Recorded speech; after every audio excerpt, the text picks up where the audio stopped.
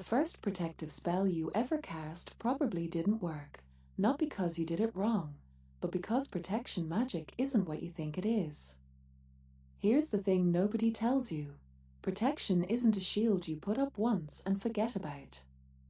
It's not some energetic bubble you visualize on a Tuesday and expect to hold until next month.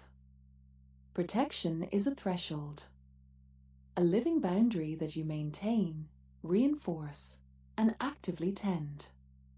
And that difference? That's everything. The old practices understood this completely. When people marked their doorways with salt, when they hung iron over thresholds, when they spoke words of warding into the foundations of their homes, they weren't doing it out of fear. They weren't hiding. They were claiming sovereignty.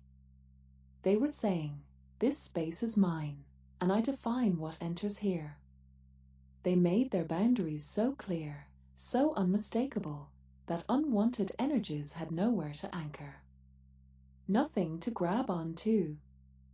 Now compare that to the white light bubble visualization that everyone teaches. You know the one. Close your eyes. Imagine yourself surrounded by protective white light. Feel safe. It's comforting, sure. But here's the uncomfortable truth. It's totally modern. Completely invented. And honestly, it's kind of powerless compared to what people actually used for millennia. Because real protection isn't passive. It doesn't just sit there glowing. It has teeth. It has presence. It demands respect. And the moment you understand that, everything changes. Here's what your ancestors knew that got scrubbed out of the modern conversation. Iron and salt weren't symbolic gestures. They weren't chosen because they felt witchy or looked good on an altar. They were chosen because they physically, energetically disrupt attachment. Certain energies literally can't stabilize in their presence. It's like trying to build a house on water. The foundation just won't hold. Salt corrodes. Iron grounds and scatters. They create an environment hostile to anything trying to latch on. That's not metaphor. That's mechanism. And the whole game happens at thresholds. Doors, windows, mirrors, anywhere energy flows in or out. That's where you ward. Not the center of the room. Not your altar. The edges. The openings. Because that's where things cross over. You don't do this with intention alone, though intention matters. You need physical anchors. Salt lines. Iron nails above the door. A mirror turned to face outward. These hold your boundary in place when you're asleep, distracted, or gone entirely. They don't need you to remember. They just work. Now, blessing a space and warding it are not the same thing. Blessing invites. It says, "Come in, be welcome, this is sacred." Warding edits. It says only this, never that. And you have to be specific, or you've done nothing at all. Not keep out bad vibes. But nothing uninvited. Nothing that feeds on fear. Nothing that wasn't here before I drew this line. Specificity is the blade that cuts. Without it, you're just hoping. So something's already in. The protection didn't hold, or you didn't have any up to begin with, and now you're living with, whatever it is. Here's what you need to know. Banishing works backward from what you'd think. You're not shoving the thing out like it's an unwanted guest. You're severing its anchor points. You're cutting the threads that give it a reason to stay. And when there's nothing left to hold on to, it just leaves. Because it has to. Smoke. noise, light, salt water. Every single culture used these, and they used them for the same reason. They disrupt pattern.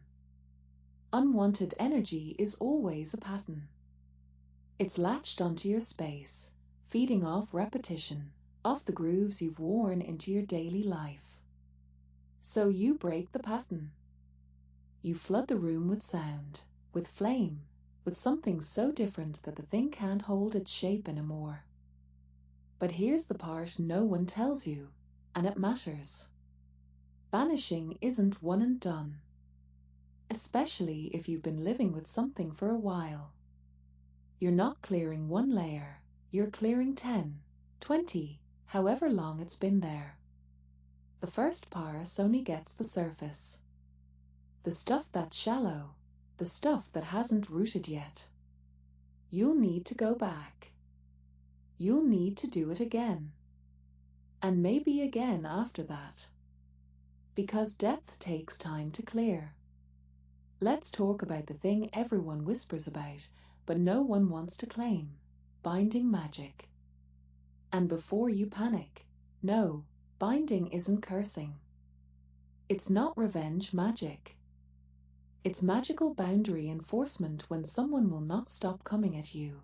And yeah, it's aggressive, but so is protecting yourself when words and wards have already failed. Sometimes you don't need to shield anymore. Sometimes you need to stop the threat at its source. Historically, binding was common as hell. Knotted cords wound tight with intention. Puppets wrapped in black thread until they couldn't move. Names written on scraps of paper and shoved into the freezer. This wasn't considered dark magic. It was the logic of, you will not have access to me anymore. You're done here. It was practical. Necessary. The kind of magic you do when every other option has been exhausted and someone is still trying to destroy you. But here's the thing no one tells you, and it's the most important part. The real question isn't whether binding is okay. The question is whether you're binding the person or binding their ability to harm. And that distinction matters more than any moral hand-wringing. You're not stopping someone from existing. You're stopping them from reaching you, from hurting you, from having any power in your life. That's not malice. That's sovereignty. And sometimes sovereignty has teeth. Let's talk about what you're actually going to use. Black salt, real black salt, made with ashen salt and sometimes cast iron scrapings. It's not an aesthetic choice. It survived in grimoires and hoodoo practice because it severs and repels. War water, rusty nails and water left to corrupt, sometimes with graveyard dirt or sulfur. Fiery wall of protection oil, the recipe with cinnamon and dragon's blood and sometimes actual gunpowder. These formulas aren't interchangeable. You can't swap ingredients like you're making dinner. The recipes persisted because the chemistry, both literal and symbolic, works. And dirt. You need to understand dirt. Graveyard dirt for the dead's protection, taken with respect and payment. Crossroads dirt because that's where worlds intersect and decisions lock in. Your own threshold dirt, swept from your doorstep, because it holds the memory of everyone who's crossed it. Dirt isn't neutral. It's context made solid. Location matters. Using random dirt from your backyard is like trying to cast a spell with a blank page. Technically possible, but you're doing it on hard mode for no reason. Then there's the paperwork. Sigils, petition papers, name papers. Here's what people miss. The drawing isn't the spell. The destruction is. You burn it, you bury it, you drown it. That's when the work activates. The act of commitment, of irreversibility, is what moves energy. If you're not willing to actually destroy what you made, you're not doing magic. You're journaling with extra steps. Here's what they don't tell you. Protection magic degrades. It's not a one-time installation. It's spiritual hygiene, and it requires upkeep. Monthly salt renewal at thresholds. Seasonal ward checks, especially after solstices when the energetic weather shifts hard. Immediate banishing after any conflict or difficult conversation, because that residue clings. You wouldn't go weeks without showering. Don't go weeks without clearing your space. You'll know your protections are actually working not because nothing bad happens. That's not how this works. You'll know because when something tries, it slides right off like water on waxed canvas. Or it announces itself so clearly, so obviously, that you can handle it before it even starts. The warning system kicks in. You feel it at the edge of your field and you shut it down. But here's the real shift. The ultimate protection spell isn't a spell at all. It's becoming someone whose boundaries are so clear, so non-negotiable, that most harmful shit doesn't even register you as a target. You've made yourself illegible to it. You're not broadcasting vulnerability or uncertainty. You're not available for that kind of contact. And the things that hunt for weak signals? They move right past you, searching for easier prey. You standing at your threshold with iron in your pocket and salt at your feet, finally understanding that the oldest magic was never about keeping the world out. It was about deciding, fiercely and deliberately, what gets to come in. Follow Blackfire Atelier. I'll see you in the shadows.